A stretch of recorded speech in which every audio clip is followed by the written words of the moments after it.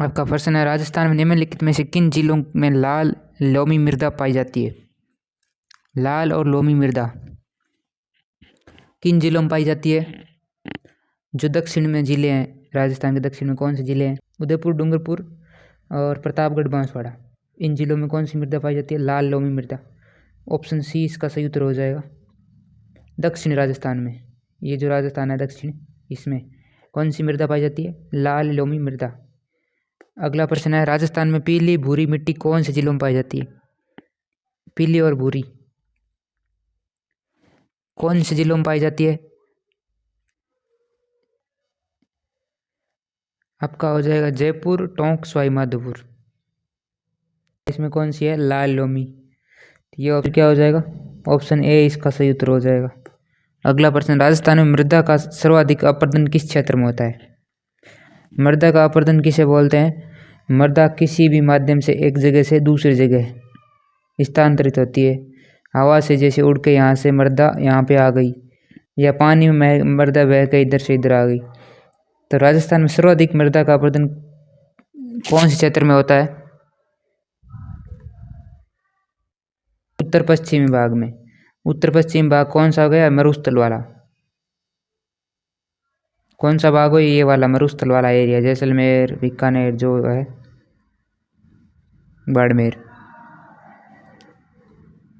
अगला प्रश्न, राजस्थान में कौन से जिले में मध्यम प्रकार की काली मृदा पाई जाती है? काली मृदा पर मध्यम प्रकार, एकदम काली नहीं है। एकदम काली कौन से में पाई जाती है? आड़ोती के क्षेत्र में। कौन से में? यहाँ जो आड़ोती का क्षेत्र है नीचे, यहाँ पे पाई जाती है। पर ये पूछा है मध्यम प्रकार की, तो मध्यम प्रकार की कौन से जिलों में पाई जाती है? अगर नीचे हाड़ौती वालों में अगर एकदम काली है तो मध्यम इससे जस्ट ऊपर वालों में होगी, यहाँ बारां और बूंदी में। कौन सी में? बारां और बूंदी। ऑप्शन ए इसका सही उत्तर हो जाएगा, बारां व बूंदी। अगला प्रश्न, निम्नलिखित में से कौन सा एक कारण मृदा अपरदन का कारण नहीं है? मृदा अपरदन किसके कारण नहीं होती है? होता है जब वायु में एक जगह से दूसरी जगह। जलीय अपरदन, जल में भी मृदा का अपरदन होता है। एक खुली हो जाती है तो वो ज़्यादा अपरदित होती है। सही ऑप्शन क्या हो जाएगा? वृक्षारोपण। वृक्षारोपण से क्या होता है? मृदा अपरदन कम होता है। तो ऑप्शन डी इसका सही उत्तर हो जाएगा, वृक्षारोपण। अगला प्रश्न है, राज्य में किस भाग में एंटीसोल मृदा पाई जाती है? कौन सी मृदा? एंटीसोल। किस भाग में पाई जाती है एंटीसोल? सबसे ज़्यादा इस भाग में पाई जाती है। भाग कौन सा हो जाएगा? पश्चिमी भाग में। ऑप्शन सी इसका सही उत्तर हो जाएगा। पश्चिमी भाग में कौन सी है? एंटीसोल। और जस्ट ये ऊपर वाले यहाँ पे कौन सी है? एरडीसोल। अगला, राजस्थान में सर्वाधिक क्षेत्रफल पर पाई जाने वाली मृदा है। सर्वाधिक क्षेत्रफल कौन सी पाई जाती है? रेतीली मृदा। क्योंकि आधा राजस्थान है वो कौन सा है? थार का मरुस्थल है। तो क्षेत्रफल, सबसे ज़्यादा क्षेत्रफल पर कौन सी होगी? रेतीली मृदा। काली मृदा, दोमट मृदा, लाल लोमी मृदा, ये तो फिक्स स्थानों पे है। अगला प्रश्न, राजस्थान बनास बेसिन में किस प्रकार की मृदा का विस्तार पाया जाता है? बनास के बेसिन में, जो बनास नदी है उसका जो प्रवाह या अपवाद क्षेत्र है, उसके बेसिन में कौन सी, बनास के बेसिन में कौन सी मृदा पाई जाती है? ऑप्शन सी भूरी मृदा। ये लाल लोमी कहाँ रह गई? ये नीचे डूंगरपुर, बांसवाड़ा में रह गई, ठीक है, प्रतापगढ़ में। और काली मृदा ये हो गई आपकी हाड़ौती क्षेत्र में। और पर्वतीय वो अरावली पर्वतमाला के क्षेत्र पर्वतीय में हो गई। तो कौन सी बची? भूरी मृदा। तो बनास के बेसिन में कौन सी मृदा है? भूरी मृदा। अगला प्रश्न, किस खनिज द्वारा मिट्टी की अम्लता को समाप्त किया जा सकता है? किस खनिज के द्वारा मिट्टी की अम्लता को समाप्त किया जा सकता है? इसका सही उत्तर हो जाएगा चूना। अगला प्रश्न है, निम्नलिखित में से किस स्थान पर इंसेप्टिसोल्स मृदा पाई जाती है? इंसेप्टिसोल्स कौन से में? जो अरावली पर्वतमाला का प्रदेश है उसमें पाई जाती है इंसेप्टिसोल्स मृदा। सिरोही है। सिरोही कहाँ पे आता है? इसमें अरावली पर्वतमाला में। ये अरावली पर्वतमाला है, सबसे पहले यहाँ पे सिरोही आता है, ठीक है। और बाकी बाड़मेर ऊपर आ जाएगा, कोटा नीचे हाड़ौती क्षेत्र में चला जाएगा, और बूंदी इस साइड में आ जाएगा, चंबल के बेसिन के पास में यहाँ पे आ जाएगा, ठीक है।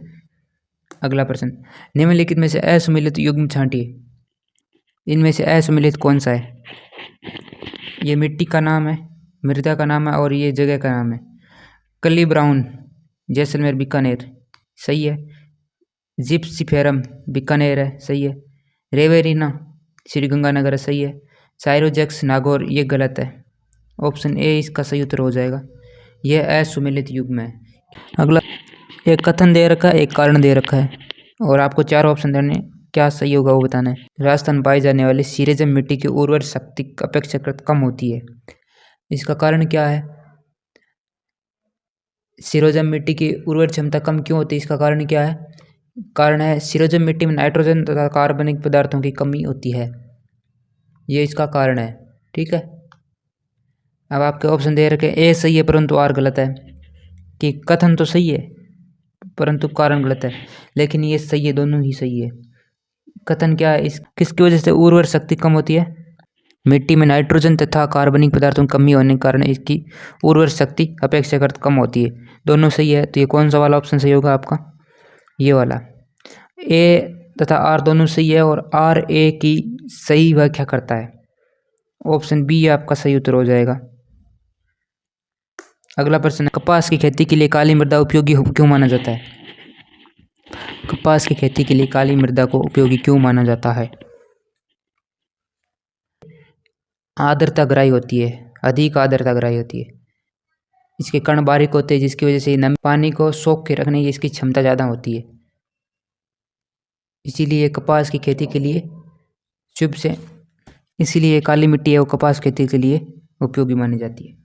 अधिक आर्द्रता ग्राही, ऑप्शन सी इसका सही उत्तर हो। मृदा स्वास्थ्य कार्ड योजना का शुभारंभ राजस्थान में कहाँ किया गया? कहाँ पे किया गया है? सूरतगढ़। ऑप्शन डी इसका सही उत्तर हो जाएगा। और ये कब किया गया और किसने किया, ये भी आपको पता होना चाहिए। 19 फरवरी 2015 नरेंद्र मोदी ने मृदा स्वास्थ्य कार्ड योजना का शुभारंभ किया था राजस्थान में, सूरतगढ़ में। राजस्थान में मृदा की उर्वरता किस ओर बढ़ती है, दिशा दी गई है। ये आपका राजस्थान, ये उत्तर हो गई, ये दक्षिण हो गई, ये पूर्व हो गई। मृदा की उर्वरता किस ओर बढ़ती है, तो सबसे कम कहाँ पे होते हैं? यहाँ पे। किस दिशा, मतलब पश्चिम में। और बढ़ती किधर जाती है? इधर, इस साइड में, तो पूर्व दिशा में। तो पश्चिम से पूर्व, ऑप्शन ए इसका सही उत्तर हो जाएगा। ये सामने दिखती है, इधर मरुस्थल है तो उर्वरता बहुत कम है इसकी। जैसे जैसे इधर जाएंगे पूर्व की साइड में यहाँ से, वैसे वैसे इसकी उर्वरता बढ़ती जाती है। मिट्टी की सर्वाधिक विषमताएं कौन से स्थान पर है? सुमेरपुर। ऑप्शन बी सुमेरपुर कहाँ पे पड़ता है? पाली में। अगला, राजस्थान के काश्तकारी अधिनियम कब लागू हुआ? अधिनियम कब लागू किया गया? काश्तकारी अधिनियम कब लागू किया गया था? सन 1955 में, 15 अक्टूबर सन 1955 में यह अधिनियम लागू किया गया था। और कि कृषकों को यानी काश्तकारी मतलब किसानों को अधिकार दिए गए थे। अगला, निम्नलिखित में से किस मृदा में जल धारण क्षमता सर्वाधिक होती है? कौन सी मृदा में सर्वाधिक जल धारण क्षमता होती है? अभी भी पढ़ा था कि काली मृदा अधिक उपयोगी क्यों होती है, क्योंकि उसकी जल अधिक आर्द्रता ग्राही। आर्द्रता मतलब जब जल अधिक धारण करेगी तभी तो वो आर्द्र रहेगी या नम रहेगी। तो सही ऑप्शन क्या हो जाएगा? काली मिट्टी। ये इसके कण बहुत बारीक होते हैं जिसकी वजह से ज़्यादा जल को धारण कर सकती है। अगला प्रश्न, निम्नलिखित में से मृदा संरक्षण का उपाय नहीं है। मृदा संरक्षण का सही नियंत्रित उपाय कौन सा नहीं है? मेड़बंदी करने से भी होती है मृदा का संरक्षण, समोच्च कृषि से होती है, नियंत्रित पशुचारण से भी होता है, जल प्लावन से नहीं होता है। का सही उत्तर हो जाएगा, ये एक मृदा संरक्षण का उपाय नहीं है। अगला, राजस्थान में सर्वाधिक क्षेत्रफल पाई जाने वाली मृदा है, कौन सी है? एंटीशोल। कौन सी है? एंटीशोल। एंटीशोल। अगला, साइरोजेक्स और रेवेरिना मृदा का संबंध है। अभी एक पहले क्वेश्चन पढ़ा था, कहाँ पे है? श्रीगंगानगर। ऑप्शन डी इसका सही उत्तर हो जाएगा। ऑप्शन डी इसका सही उत्तर हो जाएगा। साइरोजेक्स वहाँ पे क्या दिया हुआ था? नागौर दिया हुआ था। रेवेरिना गंगानगर। आपका डी ऑप्शन सही उत्तर हो जाएगा। राजस्थान की सर्वाधिक उपजाऊ मिट्टी कौन सी है? कौन सी है? जलोढ़ मृदा। ऑप्शन सी इसका सही उत्तर हो जाएगा, जलोढ़ मृदा। अगला, राजस्थान में निम्नलिखित में से कौन सा क्षेत्र सतही जल द्वारा मृदा अपरदन में सर्वाधिक प्रभावित है? सतही जल द्वारा मृदा अपरदन से सर्वाधिक प्रभावित है। सतही जल द्वारा मृदा अपरदन, तो जल द्वारा मृदा अपरदन सबसे ज़्यादा कहाँ पे होगा? जहाँ पे नदी चलेगी। कहाँ, किस में होगा? जहाँ नदी चलेगी। नदी है चंबल प्रदेश। इन तीनों का तो नहीं है। ऑप्शन ए इसका सही उत्तर हो जाएगा चंबल प्रदेश। धन्यवाद।